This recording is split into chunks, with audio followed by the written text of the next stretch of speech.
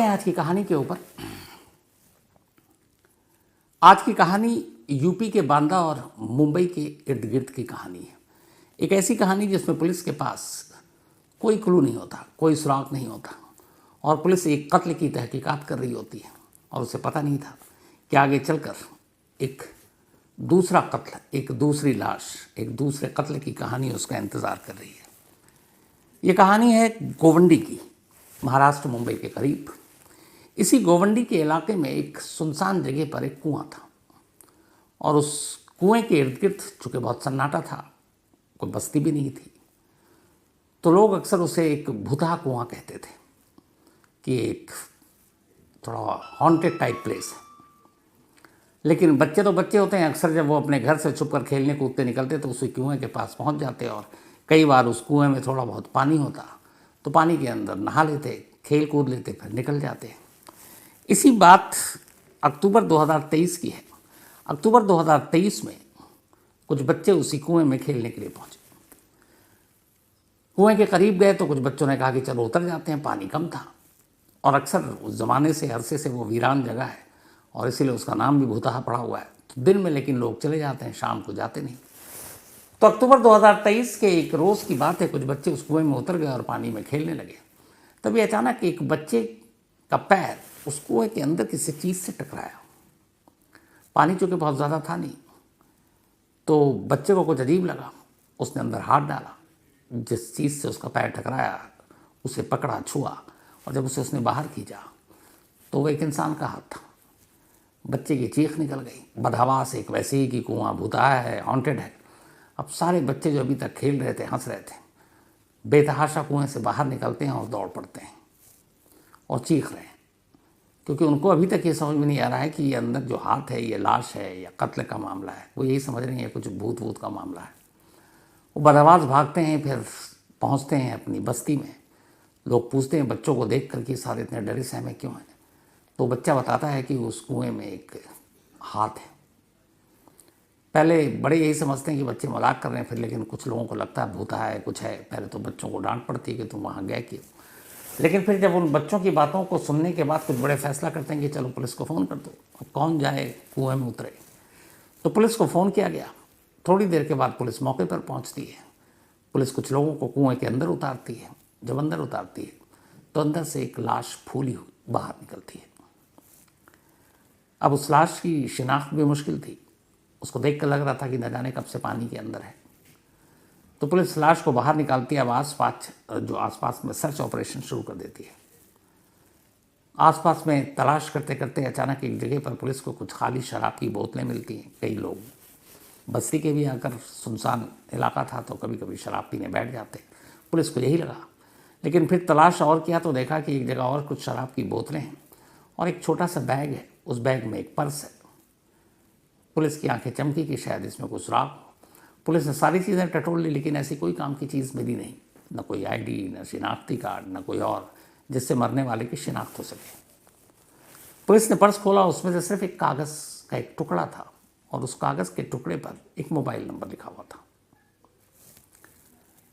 बस यही एक अंधेरे में तीर, एक सुराग। अब ये भी पता नहीं कि इस लाश से इस बैग या इस पर्स का कोई कनेक्शन है कि नहीं, या किसी और का, किसी और ने यहाँ फेंक दिया है। लेकिन फिर भी कुछ और तो था नहीं। पुलिस ने कहा चलो इसी से शुरू करते हैं। जो नंबर था उस नंबर पे पुलिस ने फ़ोन किया। जब फ़ोन किया तो वो मोबाइल स्विच ऑफ, मोबाइल बंद। अब फिर यहाँ डेड एंड। पुलिस को लगा कि ये मोबाइल बंद है। काफ़ी देर तक कोशिश की, कई घंटे बाद तक कोशिश करते रहे, लेकिन मोबाइल बंद, लगातार स्विच ऑफ आ रहा है। अब पुलिस को लगा कि इस नंबर से कुछ तो कनेक्शन होगा। अगर कोई उठा लेता तो शायद ये था कि उस केस से इस केस का कोई लेना देना नहीं। लेकिन मोबाइल स्विच ऑफ है, यहाँ एक लाश है, लाश के पास एक बैग है, पर्स से ये नंबर मिला है, तो कुछ तो गड़बड़ है। अब पुलिस ने फैसला किया कि ये जो पर्ची में जो मोबाइल नंबर है इसके कॉल डिटेल रिकॉर्ड को खंगालते हैं, CDR निकालते हैं और देखते हैं कि शायद उसके ज़रिए इस लाश तक की जो शिनाख्त है वहाँ तक पहुँच सके। तो पुलिस उस मोबाइल नंबर पर जितने भी कॉल थे उनकी डिटेल निकालती है। उस लिस्ट के हिसाब से जो सबसे लेटेस्ट एक कॉल था वो इनकमिंग कॉल था, यानी जो नंबर उस पर्स से मिला था उस नंबर पर कॉल किया गया था। तो पुलिस उस नंबर पर कॉल करती है जिस नंबर से सबसे लेटेस्ट लास्ट में कॉल किया गया था। घंटी बजती है, दूसरी तरफ से एक शख्स फ़ोन उठाता है। पुलिस को पहली कामयाबी लगती है। पुलिस पूछती है, भाई आप कौन? तो कहता आप कौन? फिर पुलिस वाले कहते हैं कि जी हमें एक पर्ची में ये नंबर मिला है और ये बताएं कि इस मोबाइल नंबर को आप जानते हैं ये किसका है? तब वो शख्स कहता है कि हाँ साहब, ये मेरे दोस्त करण का नंबर है। अब पुलिस ने कहा करण कौन? तो उसने कहा जी बांदा में रहता है, यूपी के। पुलिस ने कहा कि क्या करण से हमारी बात करा सकते हैं? उसने कहा करण तो है नहीं, वो तो अपने ससुराल मुंबई गया हुआ है। कब से गया हुआ है? तो पता चला कि करीब हफ्ता हो गया है। उसके बाद से कोई खबर नहीं है। दोस्त ने कहा कि मैंने भी फ़ोन किया, फ़ोन स्विच ऑफ है। अब पुलिस ने कुछ छुलिया बताए, कुछ कपड़े बताए, कपड़े भी कुछ जो फटे और चिपके हुए थे उसके ज़रिए। तो करण ने कहा कि हाँ ये कपड़े तो उसी के लगते हैं। पुलिस ने फिर उस लाश की तस्वीर भेजी, पहने हुए कपड़ों की तस्वीर भेजी। उसके दोस्त ने पहचान लिया। उसने कहा साहब ये तो मेरे दोस्त करण है। अब मरने वाले की शिनाख्त हो चुकी थी। पुलिस की एक टीम पहुंचती है बांदा। बांदा में करण के घर जाती है और पूछताछ करती है कि भाई अब बांदा के रहने वाले मुंबई या गोवंडी में क्या कर रहा है करण? तो बताते हैं कि साहब अभी इसी अक्टूबर के फर्स्ट वीक में वो पहली बार अपनी बीवी के साथ अपने ससुराल गया था, गोवंडी मुंबई। तो उन्होंने कहा उसकी पत्नी कहाँ है? तो बोला वो तो दोनों वहीं होंगे। अब हमें भी पता नहीं ये कुएं तक कैसे पहुंचा। फिर पुलिस ने पूरी कहानी सुनी तो पता चला कहानी ये थी कि करण और गुलनाज, इन दोनों की मुलाकात बांदा में हुई। गुलनाज का परिवार, गुलनाज के कुछ रिश्तेदार कभी बांदा में रहा करते थे। वैसे गुलनाज रहने वाली थी मुंबई की, तो वो अक्सर बांदा आती अपने रिश्तेदारों से मिलने के लिए। इसी बांदा आने जाने के दौरान एक रोज़ उसकी मुलाकात करण से हुई। दोनों लगभग हम उम्र। फिर दोनों में दोस्ती हुई और प्यार हो गया। लेकिन यहाँ मामला दो धर्मों का था, हिंदू और मुस्लिम। दोनों ही घर वाले शादी करने के लिए तैयार नहीं थे। लेकिन किसी तरह करण ने समझाया, पढ़ा लिखा करण, गुलनाज भी पढ़ी लिखी। करण के घर वालों ने कहा कि ठीक है, जब बच्चे खुश हैं तो कोई बात नहीं, हम धर्म और जात पात नहीं देखेंगे। करण के घर वालों ने उन दोनों की शादी करा दी, लेकिन गुलनाज के घर वाले नहीं माने। अब इसके बाद ये शादी हो गई और गुलनाज ने भागकर शादी की। अब इधर गुलनाज गई तो थी बांदा, लेकिन उसके बाद लौटी नहीं। रिश्तेदारों से पता चला कि वो तो मुंबई कहकर गई है, उसके बाद आई नहीं। अब घर वालों को फिक्र। थोड़ी देर के बाद या काफ़ी खोजबीन के बाद उन्हें एहसास हुआ कि वो कहाँ हो सकती है। फिर आखिरकार एक रोज़ उन्हें पता चल गया कि दोनों बांदा में इन्होंने शादी कर ली है। इस दौरान गुलनाज ने अपनी माँ को कांटेक्ट कर काफ़ी मनाने की भी कोशिश की, लेकिन माँ मानी नहीं। माँ को ये डर था कि बाप को बताएंगे तो गुस्सा आ जाएगा। लेकिन इन सारी चीज़ों के बीच में आखिरकार उन दोनों ने शादी कर ली। लेकिन गुलनाज का परिवार इस शादी के लिए तैयार नहीं था। अब शादी के बाद चूँकि करण का परिवार रिश्ते को अपनी मंजूरी दे चुका था, तो गुलनाज और करण अब बांदा में रह रहे थे हंसी खुशी। इधर गुलनाज का परिवार मुंबई में इंतज़ार कर रहा था कि इन दोनों का कुछ पता चले। आखिरकार फिर उन्हें पता चल गया। तो एक रोज़ गुलनाज के फादर ने गुलनाज को फ़ोन किया और कहा कि देखो, तुम लोगों ने हमारी मर्ज़ी के ख़िलाफ़ शादी की है। अब जो हुआ सो हुआ। इज्जत की बात है रिश्तेदारों में, परिवारों में, तो कम से कम अब बेटी को ढंग से तो विदा करें। तो इसीलिए तुम अपने शौहर को लेकर आ जाओ मुंबई। फिर करण से भी बात की। कहा चलो, गुस्सा तो था लेकिन तुम्हें माफ़ कर दिया, अब तुम आओ। शादी के बाद लड़की को अपने घर आना होता है, मायके तो लेकर आओ। करण खुश, गुलनाज खुश कि चलो अब दोनों परिवार मान गया, ज़िंदगी बहुत खुशगवार अच्छी गुजरेगी। तो गुलनाज को लेकर अक्टूबर 2023 में बड़ी खुशी खुशी मुंबई पहुंचता है। इसके बाद वो अपने ससुराल पहुंचता है। जब ससुराल पहुंचता है तो गुलनाज से सब घर वाले मिलते हैं, करण से मिलते हैं।